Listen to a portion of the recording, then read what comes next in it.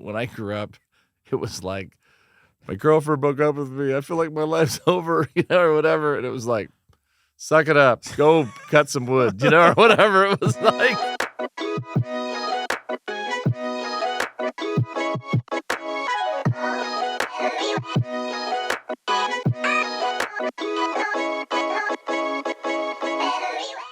You're listening to the Compass Podcast. We navigate people to God each week by discussing the latest message from our series and hope you find the encouragement through the conversation.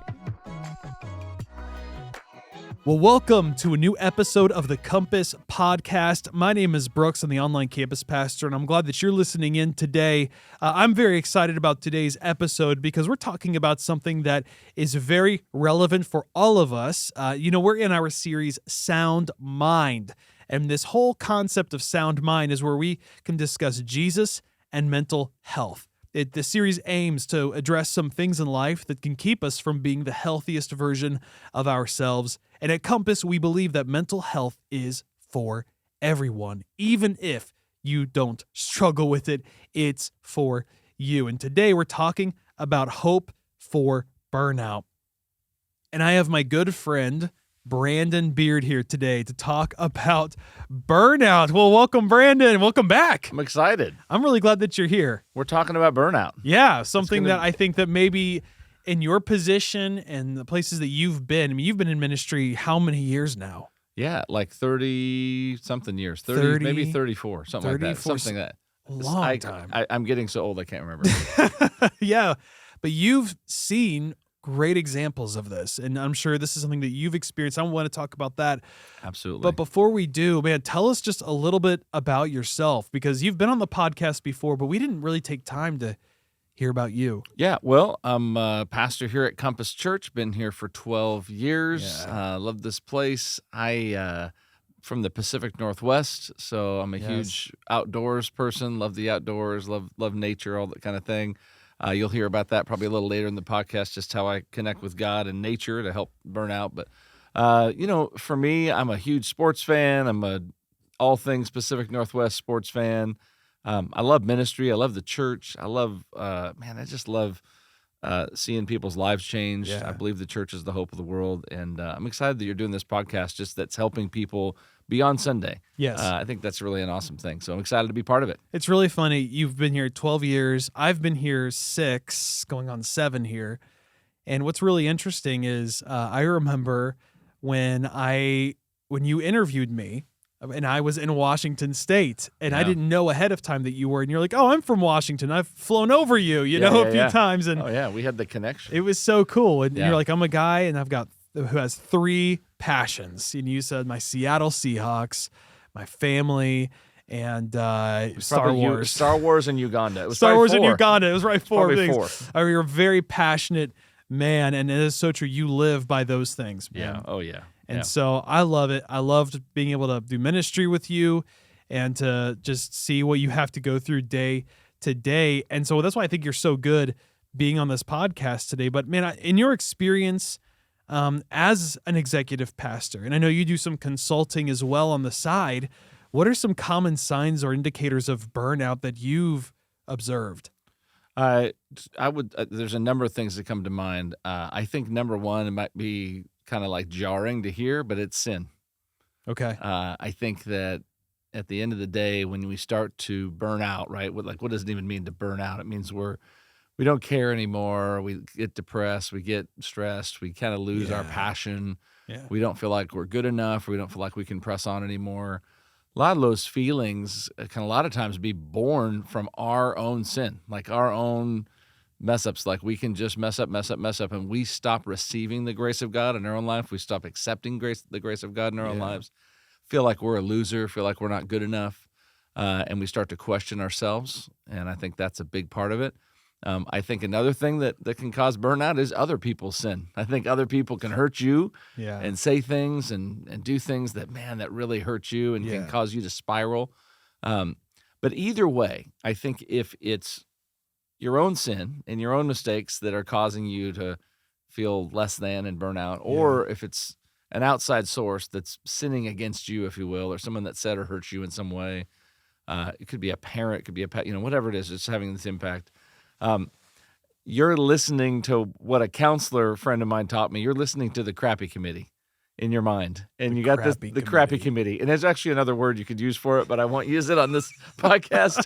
But we'll just call it the crappy committee. But I had a counselor that said, listen, he's like, I just want to tell you, when I was telling this counselor, like, I'm really hearing these voices in my head. And not like I'm hearing voices like, random voices, but people do this. You have conversations with yourself. You're driving down the road, or you kind of have a conversation with God, or just with yourself, and you kind of start hearing these voices. And sometimes those voices are like, "You're a loser. You're not good enough. You're this. You're that." Or it's like, God's not there. This and that. And this counselor was like, "You're listening to the crappy committee, and you got to stop." And I think that creates a lot of burnout when you start listening to the crappy committee, and you start believing the lies that your own sin is not forgivable, or the hurt that you have is you can't recover from it. And I think that results. Then there's all this results of burnout, which is exhaustion, and it's like a cycle, right? And stress and feeling worth, and it just starts to snowball. And I think for some people, burnout turns into depression and can turn into even more bad decisions, and self-medicating, whether it's alcohol or whatever it is. It's a really complicated issue because I think burnout is something that many people have experienced. I think sometimes we don't even know we're there. I think sometimes we don't slow down enough to even realize it. It's really interesting because, on Sunday we talked about the different kinds of overload, right? We talked about how and some of these you probably don't realize are overloaded things in your life. And so, like, whether it's activity overload, change overload, choice overload, there was commitment overload, debt overload.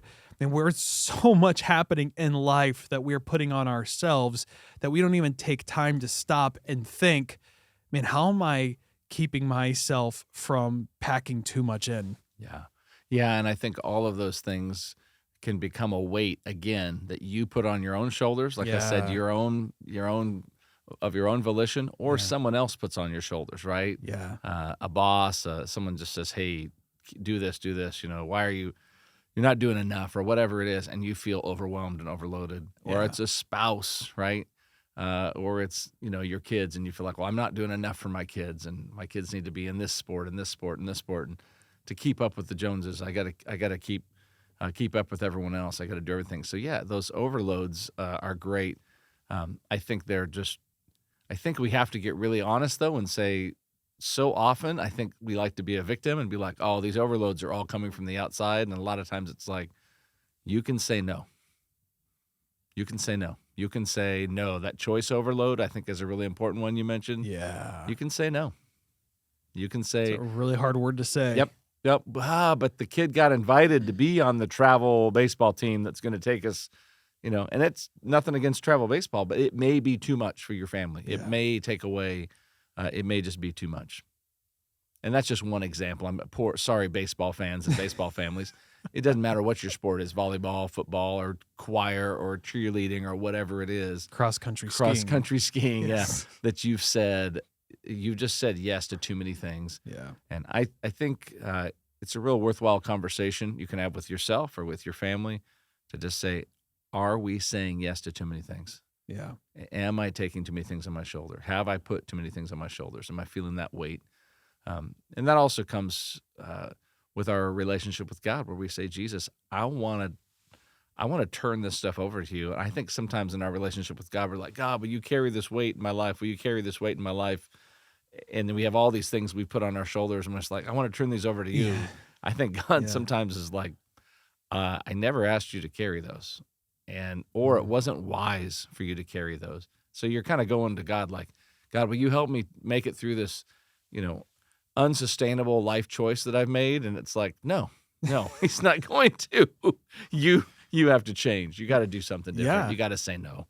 That's so true. That's good. Well, I mean, just talking about this concept of saying no and overloading ourselves, reflecting on your journey, have you personally experienced moments of burnout? And if so, how did you find hope and restoration through those moments? Yeah, absolutely. I've experienced burnout, overload. So often, it's born from my own poor decisions, Yeah. not having good boundaries, listening to the crappy committee in my mind that tells me this Yeah. or that, starting to believe those lies. Um, and I think sometimes just life man, it just kicks you in the butt. Sometimes life is tough. Yeah. Something tough happens, something difficult, challenging happens, and it just kicks your feet right out from under you. Yeah. And you feel like, oh, I can't make it. I can't press on. And so for me, and this is so cliche in the whole Christian community, but it is so true. For me, it has been community. It has been having just having a few friends. And, for me, and maybe some extroverted people like me can relate with this. I have a lot of people that know me, and I'm not trying to say like I'm a big deal. I'm just saying because I'm extroverted, I kind of connect with people and Yeah. have a lot of quote unquote connections and friends and people I'll connect with. But you got to have a few real friends. Yes. You got to have a few friends that you can sit down with and go, this is what's really going on with me. Yeah. You got to have that friend you can text in the middle of the night and say, hey, can we talk? Can we have breakfast in the morning? I'm not sleeping well. I'm struggling. I'm feeling burnout. And you need that friend. You got to have those real friends. And for me, that connection, here's the problem. I don't like the effort it takes to build those friendships as an adult. Like, I think I remember I played college football and high school football, and you have all these camaraderie and relationships. And I have dear friends from the college years and the people you live so closely with. And for a young man, you leave college, and all of a sudden, those friendships end. Everyone kind of goes their way, and I ended up getting married and have a family and all that. And it just becomes, I have found, I could be the only one on this that's there in this, but I have found it's harder for me to build relationships as an adult. Yeah. Real friendships, not just like, hey, how you doing? How was the ball game, or how's your team doing? But just being able to sit down with someone and have a really strong friendship. And I have found that really difficult. And when I don't have close friends, or when I don't have those few close friends in my corner, that is when burnout gets you. That's when burnout can take you down the wrong road. Yeah. When you do have close friends and you do have that community, and you do have some people that you can connect with, doesn't have to be a bunch, again, it's just a few, then burnout could actually be a teacher. It can be a lesson, and it can help you grow. It doesn't have to be this like life is over, woe's me. It can actually be like, hey, idiot, learn from this, Yeah. Yeah. Or, hey, you're not what you're thinking you are. You're listening to this committee in your mind telling you this. You're not that. So I think that whole idea of community and connection is really important. I think also the second thing I would say when it comes to experiencing burnout, I've definitely experienced it, but I've also had to wrestle with God through it, and I've had to be really honest. Like sometimes I get frustrated. I don't know if you're listening to this. Do you ever get frustrated? Like, do you ever say to yourself, like, why is it so hard to follow Jesus sometimes? Like, why is it so difficult? Yeah. And it's okay to express that to God. I think that's really important. It's okay to like let him have it. It's what I love about the Psalms. David is like, sometimes he's mad at God. Sometimes he's like, why? Why does this happen? Why do the wicked people do so well? Why is this? Why is this? And I think for me, my relationship with God has to be passionate and open and honest and real, or else it's just like, I'm doing my morning devotion. I'm reading this nice thing. Oh, that's a nice little quote I read. And it's just shallow and meaningless rather than like, no, it's passionate. And it's me getting up in the morning and raw and just going, God, I'm frustrated today and I need your help, or I'm listening to the wrong thing in my mind and I need your truth to penetrate my heart. And I'm just asking in Jesus' name that you would change this about my heart or about my mind, change my mindset, and just to get after that and say, God, I need you. And when he's not responding, or you feel like he's not responding, it's okay to feel like, God, where are you? Kind of like David cries out in the Psalms, and that's just okay. And I think if you do that in the midst of burnout, you're going to find Jesus. You're going to find the real Jesus. You're going to find the God of comfort who is there, who is with you, because you can be real with him in the midst of that. So having that relationship with others and having that relationship with God sounds very simple, but I would say this, it's really hard. I think it's really hard to do. So talking about community, you're talking about the importance of having close friendships, like real friendships, the people you can call at midnight, Yeah. say, hey, here's what's going on. Yeah. So that's one way that you could prioritize self-care. But what are some other ways that you personally prioritize self-care in your life? And what advice would you give others, maybe in leadership roles? Yeah. For me, number one is my identity in Christ. My identity cannot be in my job or in my successes or failures. That is such an easy thing to say on a podcast and very hard to do on a day-to-day thing. But it's a reality for me that I struggle with, of like, I can't find my identity in that. But as far as like super practical, like, okay, that's kind of a concept. Like, what do I do? I think it's different for everybody. I really do. I don't think there's some magical, silver bullet, like, hey, do this to deal with your burnout. There's a book by Richard Foster I'd highly recommend. I hate it when people recommend books, but this one changed my life, and I read it every year. It's called The Celebration of Discipline. And he was I took a class from Richard Foster in college, and he walks through all these different spiritual disciplines, fasting, prayer, celebration, worship, all these great, it's incredible. And so the spiritual disciplines are a big part of that. It's like some practical things you can do is practice spiritual disciplines. And it's kind of like working out. You go and you do these disciplines sometimes, and you're like, I'm not feeling anything, or it's not helping, or I'm not losing any weight, or whatever. Yeah. But you just keep going. You just keep going. You keep going. And then you have a breakthrough every once in a while, and you're like, that's why I'm doing this. Another thing for me is just physical activity, just walking. I love to walk. I love to be outside. If I'm outside taking my dog for a walk, it's a place that I can shut off. I would tell you this. I have discovered that the earbuds, the Apple earbuds that you can put in that you can actually hear the outside noise, you don't like cross the street and get hit by a car when you're walking, have ruined that for me. So I would like discourage you from using earbuds Just when you quiet, walk. just walk. Yeah, and it doesn't even, I'm not opposed to like, hey, listen to some music when you walk or listen to some music when you exercise. But I think we do, again, just literally, we physically stick something in our ears that blocks out our ability to like be quiet and hear from God. And I'm like, no, I'm listening to a podcast. I'm listening to this. I'm listening to that. And it's like, that's great. But I'm not like slowing down. I'm not like processing what's happening. I'm not slowing down enough to have an honest conversation of like, are you doing okay? Yeah. Like, am I really doing okay? How's this going? So I think physical activity matters. I think it's important. For me as well, I think something I call aggressive prayer, and I kind of alluded to this earlier, but just something I learned from a pastor friend of mine in Uganda, is just aggressive prayer, like not being like, dear Jesus, help me because I feel overwhelmed right now, or I feel this. It's like, no, I'm going to like change my posture of prayer. Like I'm going to get on my knees. I'm going to sit by my bed. And I'm going to get on my knees before God, or I'm going to cry, or I'm going to walk, or I literally sometimes will shadow box around the room. And I know it's kind of weird to say that, but I just will do physical things. I learned to do aggressive things when I pray. And it just connects me like physically, spiritually. I'm like, okay, I'm almost like shadow boxing. Like, God, I'm sick of this. I'm tired of this. I need your help with this.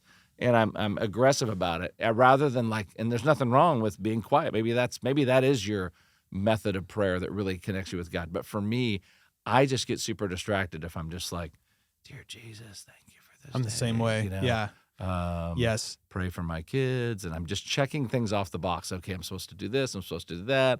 I read this little paragraph in this book I'm supposed to read.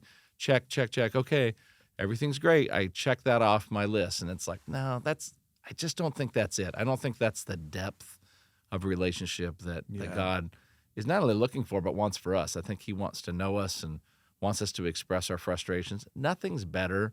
If you're a parent, nothing's better than when your kids come to you and express frustrations to you and they're like, hey, I'm frustrated, I'm discouraged, I'm not doing well. I know that sounds so counterintuitive. Like, what do you mean nothing's better? I don't want my kids to suffer or struggle. But you do. You want to know. You love your kids. You want to know what's really going on with them. And God feels the same way about you. If you're struggling out there, if you're feeling overwhelmed, if you're feeling burnt out, like God wants to hear from you. There's also other godly people that want to hear from you. And I just want to encourage you, if you're listening to this, don't listen to the crappy committee in your mind that just said, no one cares about me. There's no one that even cares how I feel. I promise you that's a lie. I promise you that's not true. So if you're listening to this and you're experiencing burnout, you've got to stop listening to the crappy committee in your head, and Yep. you've got to listen to the truth of God's word, that Yep. there are people who care about you. And you might say, no, nobody does. Man, call your local church, reach out to someone, let them know you're struggling. Whatever it is, I promise you, you will find that there are godly people who will love you, who will listen to you, and will walk with you. Now, I am so sorry to some of you out there who have reached out to people and they've said, hey, I'll pray for you, Yeah. thoughts and prayers, and they've been shallow and haven't been helpful. That's a reality for us. Sometimes you reach out to people or you try and get some help and you don't get it. And I understand that. And there's some hurt there for many people. But I just want to tell you that if you're out there and you feel like no one cares and you're burnt out and you're disconnected and God's not there, I just want to say, Pastor Drew said this a few weeks ago, welcome to being a human being. That's normal. That's a totally normal experience. Yes. And we're, but God is there, people are there, and you just got to keep reaching out and believing that He's going to connect you with the right people. So, Brandon, you've been around for a long time in ministry, and I'm curious, can you share a story of a time when you saw tangible impact of hope and healing in someone's life within the church?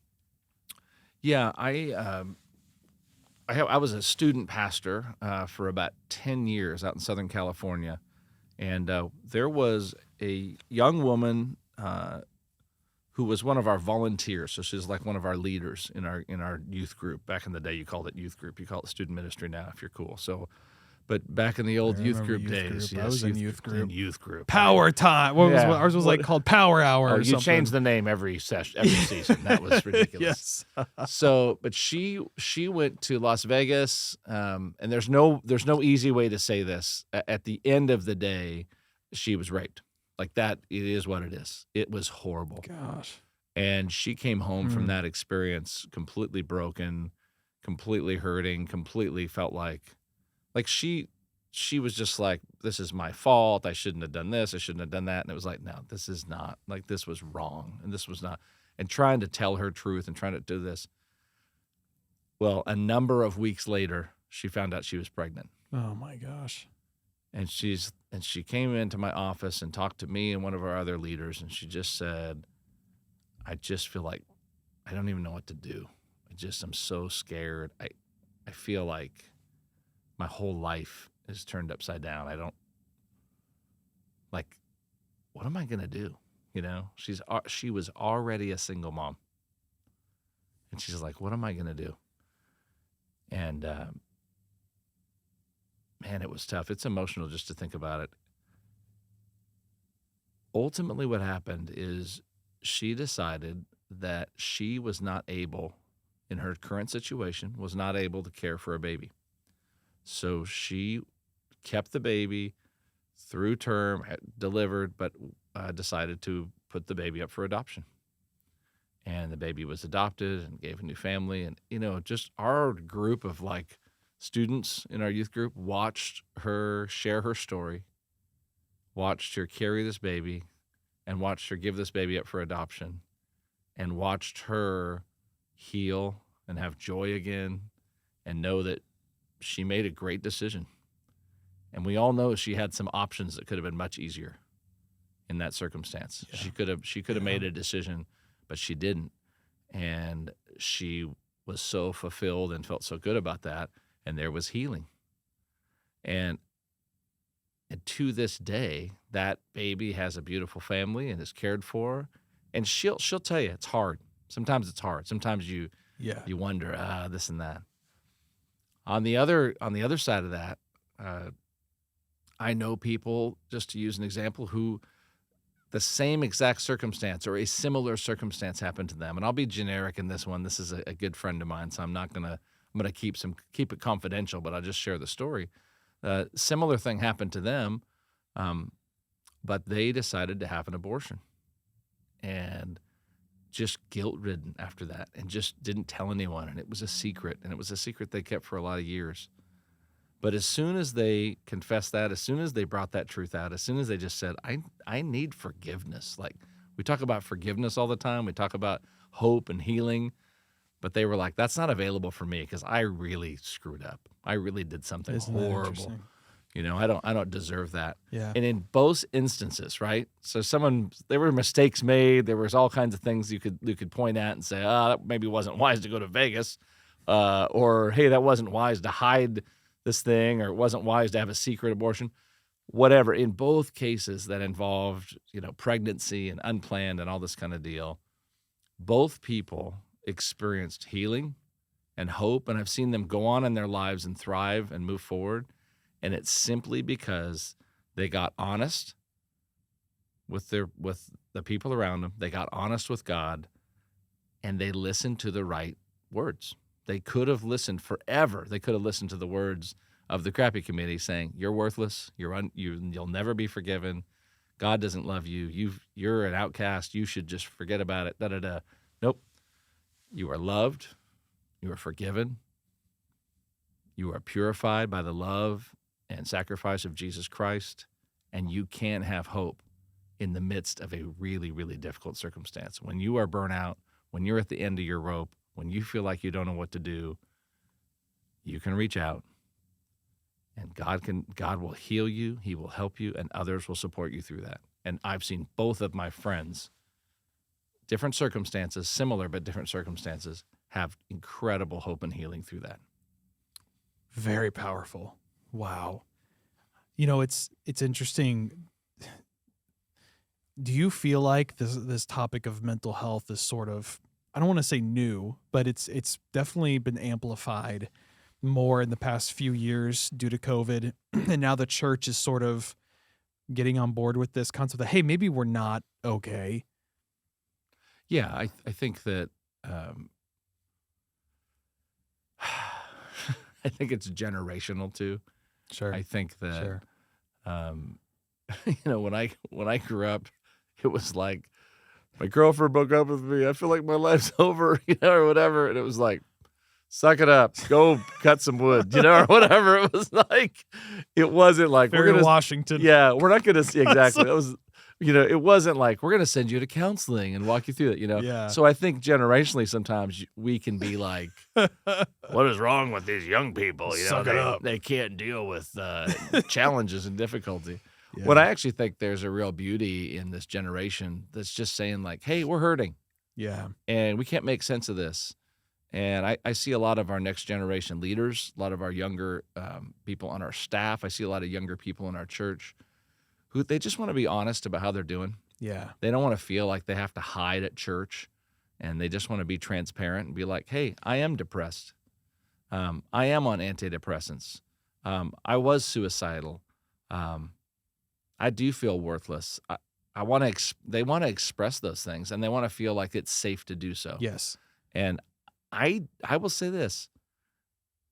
I think we're getting there. I think we got a long way to go. I think as a follower of Jesus, I think sometimes we kind of go, oh man, we say sometimes, oh, we want to be a place for that provides hope and healing and opportunity.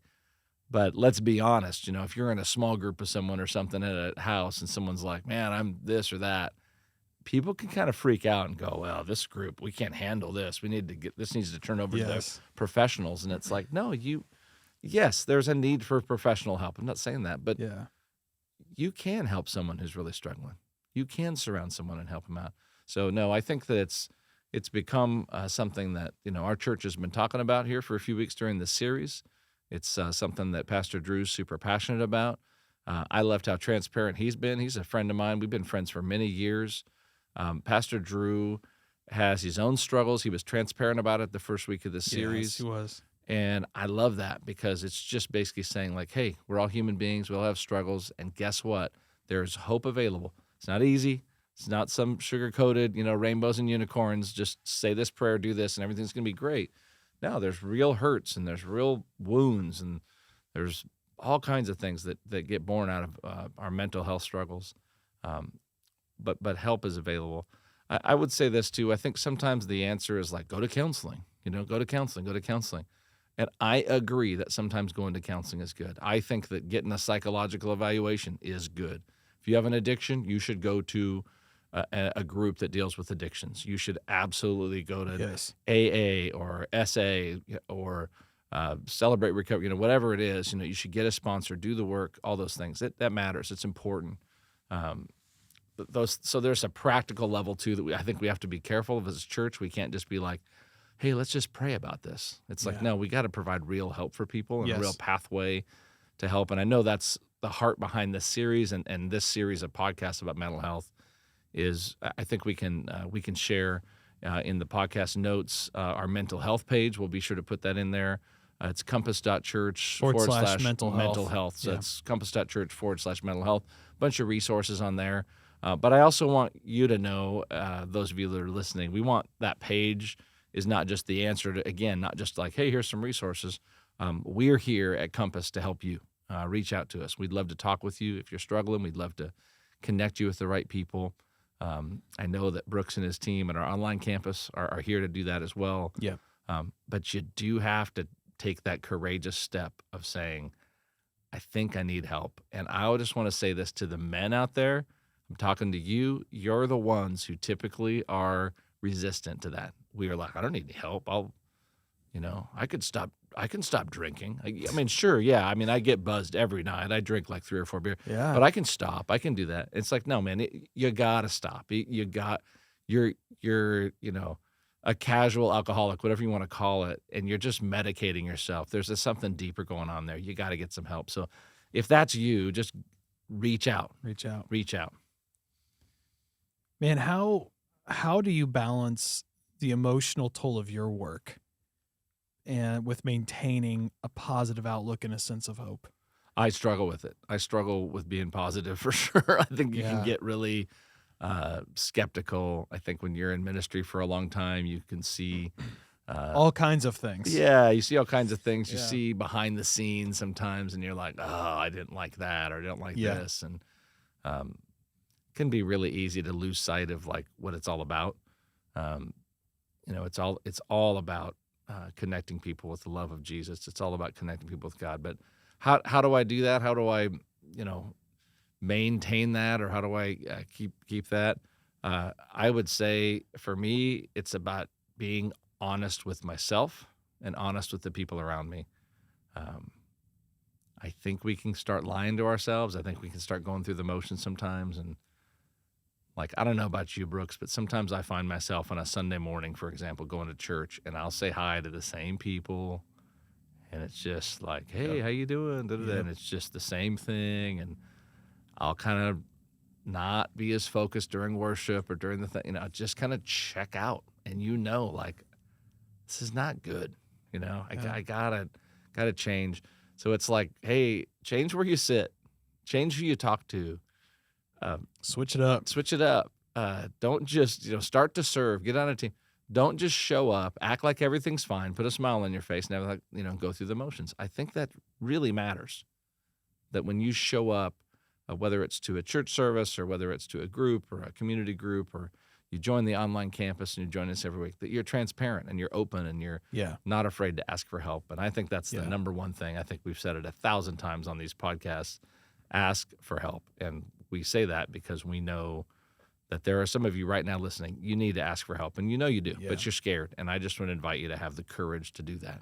Well, Brandon, in light of that, what is your favorite scripture to turn to when life gets hard, and why this scripture? Yeah, so I grew up in the Pacific Northwest, as we mentioned earlier, right on the water, overlooking Brooks. You've seen where oh my seen gosh, where I you guys live. have It's incredible. You could not believe Yes. that this is where he was So raised. you can Google You can this. see Mount Rainier in the distance. It's beautiful. You can Google image search Indianola, Washington. Right, is where I grew up. Yeah, and there's this beautiful dock out front, right on the water, and you look right across at Mount Rainier. And I literally, out my bedroom window, I'd wake up every morning and see Mount Rainier, or I'd be out in our front yard and see Mount Rainier. Incredible. It's there every day.